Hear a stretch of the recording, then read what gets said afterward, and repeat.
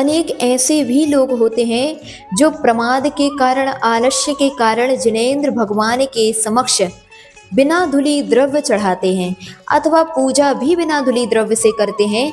ध्यान रखिए, इस बारे में उमा स्वामी श्रावकाचार्य, व्रतोद्योतन श्रावकाचार्य आदि ग्रंथों में कहा कि जो भी व्यक्ति भगवान के चरणों में बिना धुली द्रव्य समर्पित करता है, उसके लिए अगले भव में दासी का पुत्र अर्थात गरीब के यहाँ जन्म लेना पड़ता है। और इस भव में भी उसके लिए पैसा आएगा तो, लेकिन वह पैसा रुकेगा नहीं, इस भव में भी गरीबी का सामना करना पड़ता है। आखिर क्या कारण है कि इस प्रकार के पाप का अर्जन बिना धुली द्रव्य चढ़ाने से होता है?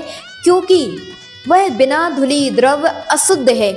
न जाने कैसे कैसे हाथों से वह छुई गई है, न जाने कैसे स्थानों पर वह रखी गई थी, और वह जब तक धुलती नहीं है तब तक अशुद्ध होती है। और ऐसे अशुद्ध द्रव्य से अगर आप भगवान की पूजन करते हैं, भगवान के लिए अर्घ समर्पित करते हैं, तो आपके लिए पुण्य की अपेक्षा पाप का बंध होता है। आप गए तो थे पुण्य कमाने के लिए, लेकिन कमा करके क्या ले आए?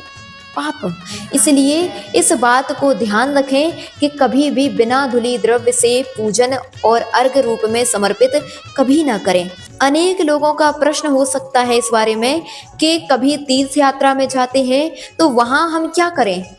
ऐसी अवस्था में आप घर से जो बिना धुली द्रव्य लेकर के जा रहे हैं, उसको बिना धुली लेकर के जाने की अपेक्षा घर में ही पानी से हल्के हाथों से उसको धो करके सुखा लें। उसके उपरांत अगर आप उस द्रव्य को लेकर के जाते हैं तो उससे दोष नहीं लगेगा। लेकिन अगर आप बिना धुली द्रव्य वंदना करने के लिए, तीर्थों की यात्रा करने के लिए करके जाते हैं, तो आप वहां से पुण्य की अपेक्षा पाप ही कमा करके लेकर के आते हैं।